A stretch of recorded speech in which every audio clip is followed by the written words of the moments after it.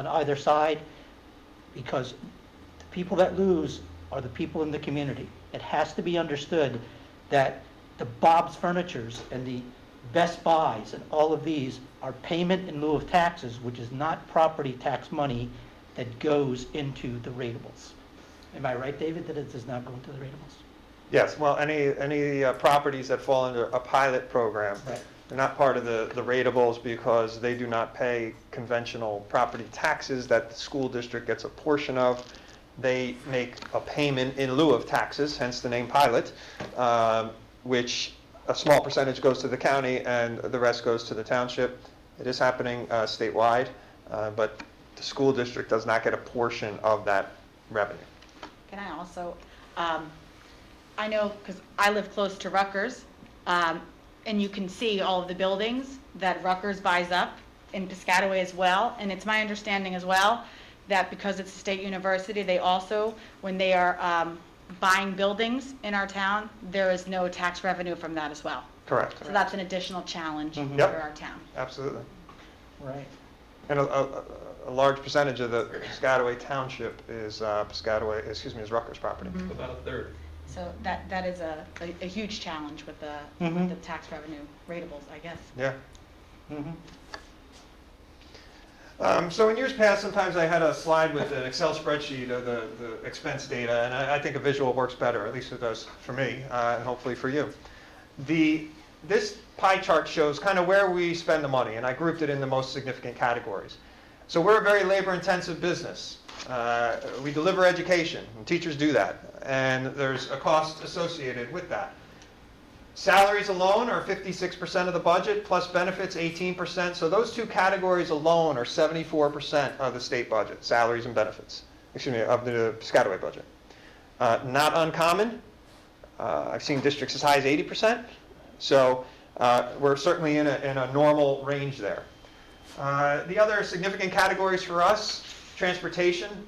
We're a big township with a lot of transportation needs for students that live in excess of the mileage requirements for school. So 7% of the budget is transportation. Maintenance, supplies, equipment, taking care of those buildings, 6%. The custodians, just all the maintenance work, the grounds, etc. And you can see the other categories there. Other is kind of a catch-all of supplies and things, but the other categories are listed, smaller percentages.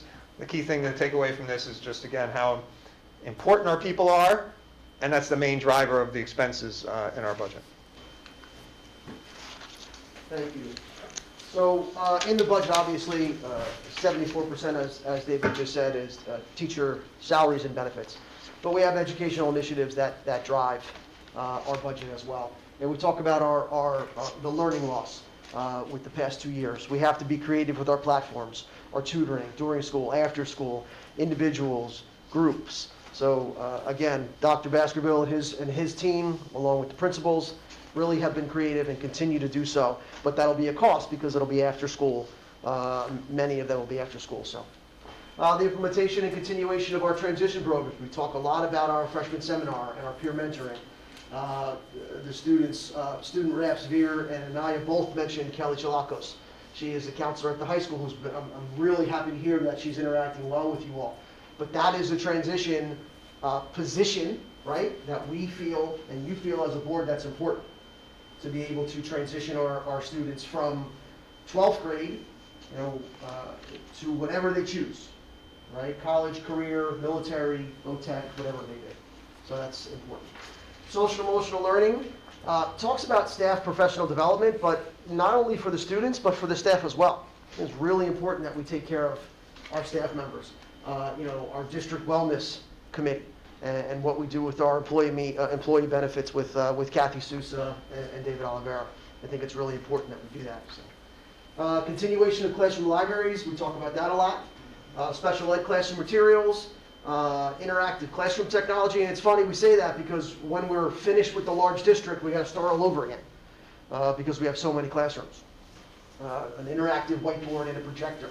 When we finish outfitting the entire district, it's almost the ones we started with are almost outdated, so we have to reallocate for that. In-house curriculum design and alignment. We spent a lot of money on summer curriculum development. I'll give you an example, why we want to keep things, develop things in Piscataway for Piscataway. Textbook companies and publishers are large companies that are nationwide. They're going to produce a book that is targeted for the largest states in the country. Florida, California, with the most kids, Texas. Many of the chapters that are in those books aren't even aligned with the standards in New Jersey. So what we want to try to do is make sure that we're targeting our standards, targeting what our kids need, and doing it what we need in Piscataway. So we spent a good deal of money on salaries in the summer and curriculum development with Dr. B and his team, because we want to make sure that what we deliver is actually benefiting Piscataway kids along with the New Jersey standards. And focus on all-inclusive curriculum and foundations in all areas. Continuing the education initiatives with technology. Obviously, 100% necessary in the past 2 years, right? But the one-to-one iPad initiative remains in place. We try to, and we'll talk about a little bit later with the iPad rotation, plan out when a set of iPads needs to be replaced and a new grade gets them, right? So when students go into 9th grade, they'll get a new iPad. So what happens with their 8th grade one is the rotation that we have. And now that we have all 12 grades, part of the building the budget is how many grades do we have to buy now, right? Is it 2 grades? Is it 3 grades? And that's a difference between 600,000 and $1 million, right? So those are huge costs that we have to make sure that we do efficiently and where we need it. So talk about both the iPad rotation. The K-12 teachers have iPads and laptops. And again, we have 750 teachers, 725. And they're on a rotating basis. So when we finish everybody, we have to make sure that they have the most up-to-date technology so they can deliver the instruction. We're transitioning, this budget has a transition to a new device management system for our iPads. We used to have Lightspeed, okay, or we still do. We're transitioning to something called Jamf, which is the industry standard, and it is more secure, it's more robust, and it'll be better for the teachers, it'll be better for our security, where we push and pull things and we know what's going on our devices. And this budget has in it 441 wireless access points, 84 network switches, and most important is cybersecurity initiatives. We have to stay one step ahead of the bad guys. It's incredible how much effort people put into what they do. And if they put that effort to good, we'd be in good shape. Any questions on the educational technology and preschool? So this is one thing that we're extremely proud of. The first year that this came out, the state offering free preschool to students, we had 2 weeks to put this grant in. And Kim Georgian and her team jumped in, worked almost 24 hours a day to get the requirements of this grant, to get that 67 students free preschool. Now, we were approved for 540 students for next year. So we're really proud of our preschool. We're really proud of the aid that we get from the state, so we could provide preschool to 540 students who need it. Preschool will be offered at 3 locations next year: Old New Brunswick Road, Children's Corner at the River, and Children's Corner at the Pond. Frank, can I just add one Yes, thing on sure. the preschool? Sorry, you asked about enrollment, right? So, it's too soon to tell, but we've talked about, Frank and I, about, will the preschool help us to drive enrollment back up, right? Having all these preschool seats, will that attract a few more families? Will it get kids in at the preschool level and they say, oh, I like the school system, I am going to stay here, or I'm not going to consider, a non-public school or what have you. So, do you pick up some additional kids with that? I mean, it remains to be seen, but that's a possible additional benefit down the road. And we're extremely proud of the program, but it wouldn't be the program it was if it weren't for the people who run it. Kim Georgian actually sits on a committee for Middlesex County that they tax her all the time with Naomi Villette for the county, for sort of best practices that we do. So we're really proud of that. And yeah. Dr. Manelli, I know as a part of Culture, Climate, and Community Relations, which I'm very proud to chair, and have been now for my tenure on the board, there's an initiative with Judy Palermo and Colleen where we're speaking about, generating a talking piece that, we can put out the word about the benefits of Piscataway Township, Yeah. but moreover, what our school district has to offer, right? And why we're world-class and top-notch. And I think it might behoove us to have the likes of someone like Dr. Gray serve as an ambassador and speak to companies, local companies, whether they be Piscataway-based or Middlesex County-based, and sell our district basically to those companies who are onboarding people, recruiting people, and possibly bringing them in, as transfers from, let's just say, Omaha, Nebraska, to Piscataway, New Jersey. The families have, a number of options when looking to purchase a home. Sure.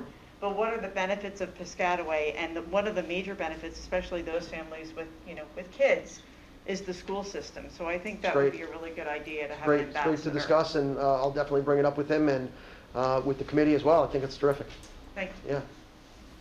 Dr. Renang, how long do you think the money for preschool expansion in our state will stay in the state budget? So It started as a grant, and now it is a permanent Right. part of the state. So we are encouraged that this money will continue to be here because they continue to ask us for 5-year plans for this. Like they asked us for a 5-year plan last year. And we continue to re-up it here, right? But we're encouraged, and Mr. Oliveira has no indication, nor does Kim Georgian or Colleen Pongratz, that it's going to go away. Now with the political change 4 years from now, who knows? But we're encouraged because they continue to ask for plans for the future. We've never been denied any student that we've asked for. The more space we have, the more kids we can handle, and we've been given that, that approval. So we're encouraged. I think Mr. Johnson has a comment. Sure. Sorry. Okay, Mr. Johnson. Yes, just wanted to piggyback off of some of the things, comments I heard. I was trying to raise a hand for a while. Sorry about this. One of the things was mentioned in going to the budget, the pilot programs, clearly, David clearly explained that. And then about the colleges in town. Now, I know this board has been very aggressive in how we manage those. I don't know if Mr. De Oliveira or Mr. Rubin can comment on what we did with the universities to bring income back into the facilities.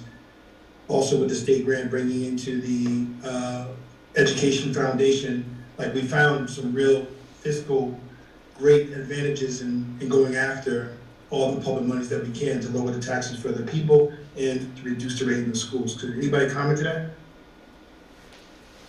that? Yeah, as far as Rutgers goes, a number of years, actually predates me, and David was involved. The district reached an agreement with Rutgers where they contribute, give us a credit, so to speak, for their students, their graduate students who have children who attend our schools. They didn't have to do that, but based on, our position that there was a large swath of property in the district that, they were not paying taxes on, and we were educating children that were coming to the district, we were able to reach that agreement. That continues to remain in place. We renew it on 3-year terms. So that is another source of revenue that helps us. We have partnership with them, with the Haven, not a source of revenue per se, but that is another example of an agreement that we have with Rutgers.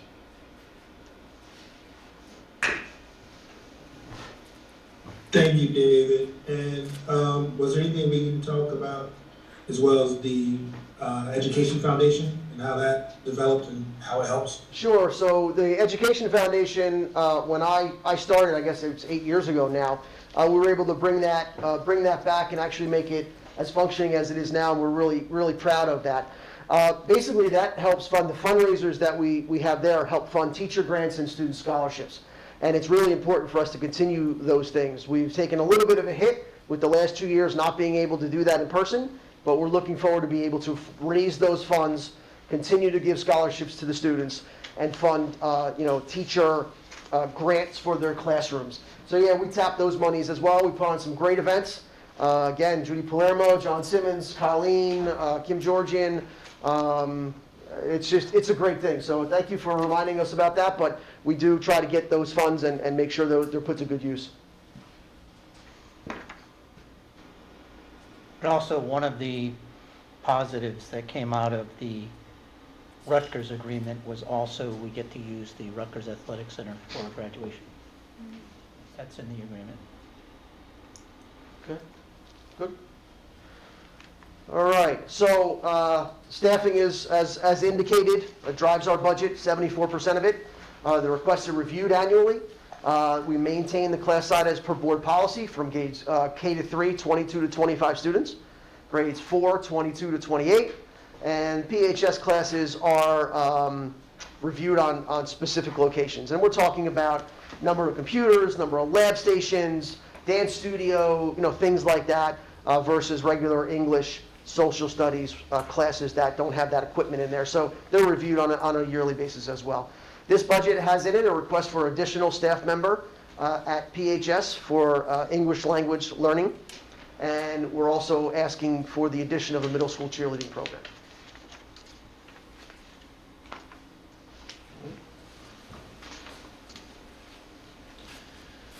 Okay, capital projects. A number of things going on related to capital projects, the most significant being the ESIP, Energy Savings Improvement Program. That process has been going on for 18 months, but we're really now getting into the crux of construction and the work being done. These projects the payments for the debt to do these projects will be funded through savings in primarily our utility bills, primarily. Both reductions in the bills based on, energy efficiency and the additional solar panels that are installed on our buildings. So solar panels, those are ongoing. They are largely in place. We're at the final throes of that, a few supply chain issues, and then we're waiting for turn on by cut-in, what they call cut-in by PSE&G to get the power, get them electrified. LED lighting installations have begun. That's really those two right there are the two biggest energy savers that will reduce our, not just footprint on the environment, but our savings and our dollars in the budget and help us to make the debt payments for all these other projects. We're doing a lot of rooftop unit replacements, HVAC. Some of our units were due, a good number of our units, so it was perfect timing. It's also perfect timing, although we're coming out, hopefully, of COVID, to refresh these units and bring them up to some of the latest technology. So the timing was great for that. A number of other mechanical units too, destratification fans, cooling tower, things that probably I can't even explain either, but they're worth doing and are energy efficient. The BMS upgrade is a building management system, so like your Nest in your home, we have one from Siemens that controls every building in the district, or we will have, that controls all the units in all the buildings in the district, allows us to more easily program them and also save money. So these are all, energy savings. Do we have like a formal sustainability strategy or an ESG strategy that we follow as a school district? I don't know about formal strategy, other than the one additional thing that we currently have is a program through what's called Synergistic. So they have a person on site, and she monitors our buildings, monitors our bills, looks for, energy loss, things that are left on when they shouldn't be on. Shuts my things heat like off. that. Shuts my heat off in my office when I leave it on by accident. She's her own personal She does. And doesn't just work from 8 to 4, right? She'll come in on a weekend day. She has unorthodox hours in the evening time. That's because the best really, kind of person you want. Yeah. Yeah. Right? Yeah. Well, that's part of the requirement, yeah, because that's when you're wasting the most stuff. Nobody in the building, but all of the lights are on. Yeah. Exactly. So I don't know if that's quite what you're getting at, maybe not, but that is another thing that we have in place in the district.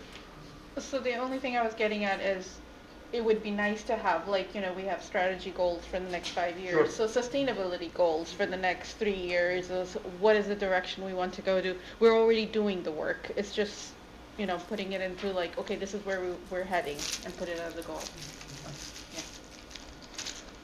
Building envelope, that's sealing the building, so, cold air is not escaping in the summer and warm air is not escaping in the winter. And water conservation. So in addition to the ESIP, we are using some of the ESSER funding. There's been 3 rounds of ESSER funding. ESSER 1, ESSER 2, and then ARP ESSER. And so we're using a portion of that for additional HVAC equipment replacement. We have well over 300 rooftop units that heat and cool our rooms. We are a district that is 95% air conditioned. I can tell you, you talk to almost any other district in the state, very few are at that level. I guess Linden's not. So, we're blessed in that regard. It's a lot of equipment though. And so when we do have to replace it, it's costly and, a lot of units to be replaced. So we're taking advantage of ESSER funds. We didn't detract from curricular incentives. Bill can tell you, I went to him first and said, what do we need for curricular incentives? But the volume of the money was significant enough that there's money left over to do HVAC work, which is a totally permissible and recommended use of funds. HVAC improvement, because again, these funds came because of COVID. So we're doing more projects for HVAC with some ESSER funding. Well, David, this is federal money that's, what does it stand for? It's like education, what is it? It's educational secondary something, but these are federal funds, right? Yeah, sorry, I forget what ESSER stands for exactly. It's federal. American Rescue Plan is ARP, I know that, but ESSER I forget. And it's the federal funds that were distributed to school districts to use for COVID mitigation, to address learning loss, to address social and emotional issues that students may have. So, a couple other things we have going on. Generators, we're replacing generators at 2 schools and adding them to the last 2 schools that did not have them. That's been partially funded with a state grant. So whenever possible, we try and leverage outside funding. The only other project I'm recommending for the summer is some paving at 5 different schools. We have a few sections of parking lots and driveways and things that need to be repaved. So we are advancing that to be done in the summer. And then our usual customaries in the summer every year, we address building specific needs. So taking out old tiles or old carpet in classrooms throughout the district, things like that, requests that come in from the schools. Repainting lockers, doing a little bit of drop ceiling installations. Capital reserve and maintenance reserve.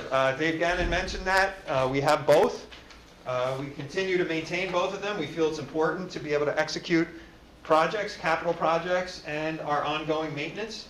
So we are not recommending any withdrawals from either of those reserves for the 22-23 budget. We're going to sit tight with the funds we have in there. We already have plenty going on with the ESIP, with the federal money for the HVAC units, and we have funds to do the paving without needing to take money out of capital reserve. So the impact of COVID. We thought this was important because COVID certainly impacted our budget for 3 years running now. One of the challenges, as someone who just tries to monitor and know where all the pennies are going, COVID really skewed our budget. In the 1920 year, remember COVID started in March of 20, we finished the 1920 year in June of 20, and the 2021 year. Because a lot of things we were spending money on, we didn't. So we ended the year with more funds than necessary, but it was kind of play money, if you will, because when things are back to normal, we still have to spend money on those things. So it's a matter of figuring out how to spread that out and still keeping people educated as to why we still need the tax levy, why we still need an increase, because that play money is for, one-shot expenses, okay? It's not recurring. Once we spend it, it's gone. The only thing that is consistent is our tax levy and our state aid, okay? So, how did we get those extra funds those budget years? Substitutes and bus aids. There was much less of a need during remote instruction. Even when we went back to school, it was hard to find subs, okay? Transportation costs were reduced during remote instruction. There was a state law that said we had to continue to pay the bus companies, but we were able to negotiate a lower rate, okay? And reduce medical expenses. This is the big whammy that is catching up with us in 22, 23. And again, not just Piscataway, although in talking to my peers, we're probably the hardest hit district of any I've come across thus far. During COVID, people weren't going to the doctor. Everyone was scared to stay home, cancel annual physicals, didn't go in for elective surgeries. When you didn't go for your annual physical, maybe that stage 1 polyp or what have you wasn't caught, and by the time you got in there, it's a stage 2 or 3. And we're seeing the effects of that now, because now everyone's going back to the doctor, they're having elective surgeries, et cetera. So our medical expenses for next year are going up significantly. And it's a major driver of the decisions that we're making in the budget. I talked about the ESSER and ARP ESSER. Again, those are our one-shot revenue sources. So even when I went to Bill and I said, what do we need to spend it on for curriculum and tutoring, we expanded robustly our tutoring program. Instead of starting in March, we started in September. In the summer, we expanded the kids that could come. At the moment, that's only a 2 or 3 year initiative, because when federal money's gone, we're not going to be able to sustain that. But it's very important we do it for a couple of years to try and take care of the learning loss that everybody knows happened. So when we save the money on the expenses, it got left over, and that's what's called fund balance. One of the very first slides, I talked about fund balance and the percentage of the budget funded with fund balance. That's what it is. But what we've tried to do is be smart about how we're spending the fund balance. Spending one-time money, you can't do it and go and hire 10 teachers. Because when the one-shot money's gone, the expense of the teachers is still there. So we're spending it on things that are one-shot, the district needs, but they're one-shot expenses. That maybe cover 2 years, 3 years maybe, but nothing longer term. And here's a list of some of them. HVAC work, capital projects, the tutoring we talked about, technology equipment, things that maybe only need to be replaced every 10 years. I'll take my chances and use some of that money now and replace it. Those 441 wireless access points and 84 network switches. It's going to come up again, but we'll deal with that replacement down the road. We have an immediate need now, so we use the funds for that. And the excess transportation costs. Now that transportation came back, the costs have gone way up. You wouldn't believe some of the quotes for bus routes when we go out to bid at the commission. Double, triple, quadruple what we were paying in 2018, 2019. But to address Even more. what Sarah may have said, and I think we're thinking the same thing. EV buses, Ken has EV, brought it up, the champion. and Fiscal has been the champion of, can someday Piscataway have electric buses? So, Not even someday. I'd love to see it within the next few years. I'm not going to lie. I'll be very upfront about that. I think Yes. we need to be the leader, and that's one great way to help. And we will continue to look at grant opportunities for that. So it's on the radar. I tell Mrs. Lane, I wish I could get him in here tomorrow, but not only I don't have the time at the moment, but it's just finding the right grants and getting through that process. But it's something I'm interested in, superintendent's interested in, we all are. Thank you.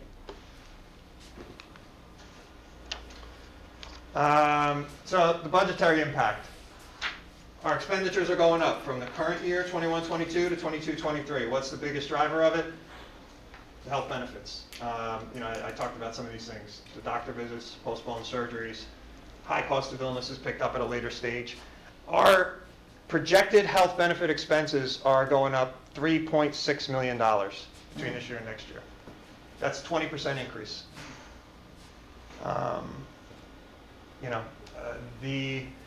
I've heard of other districts, 11, 12%. Again, it's not unique to us, but the percentage, the actual increase is unique. how much And- did you say? You said 3.6 million.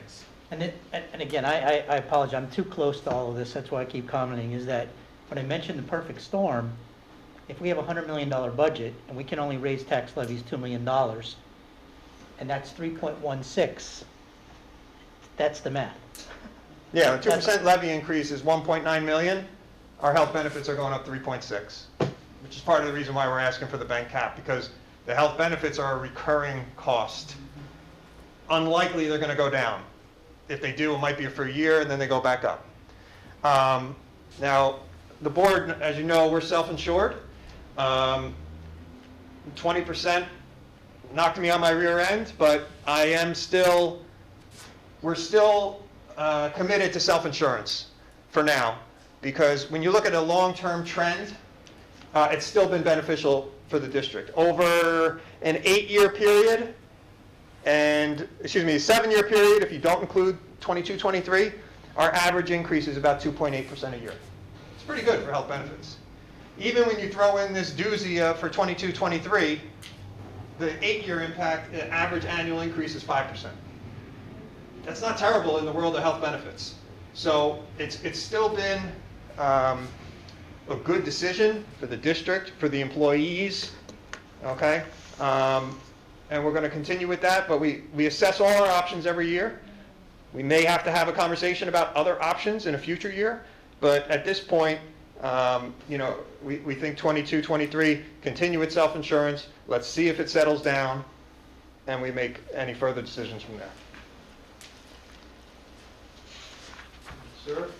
Now we talk about some ongoing challenges, and many of the points on this page we've already talked about. The state aid is projected to level off. David was very clear, and I want to take a second here and thank David. Even when I was assistant superintendent and just became superintendent, I didn't understand this stuff at all like this, and David's made it so easy for me to understand, and really helpful in the way we kind of build our budget. So I give him so much credit, him and his office for everything they do. So I didn't want to forget to say that. So the state aid projected to level off. The health benefits David just talked about. The need for comprehensive psychological services. We're seeing more and more mental health and support needs from students. We need to make sure the staff wellness, as I spoke about before, but those are some ongoing challenges that we have. Interventions for underperforming students, I spoke about before. Technology, shortage in qualified teachers, and the facility upgrades. And again, David and his team really look for grants for these one-time costs for facility upgrades to get money or have it funded at least partially by the state, so we don't have to encumber all of the funds. So it does a great job of that, as you can see from the challenges that we have here. So the tax levy analysis, all of these numbers David made really clear. So the general fund tax levy, you can see from 1920 all the way up to 22-23, which is the budget we are presenting tonight. The increase, if you go down the increase is about $4 million, a little less, $3.6 million.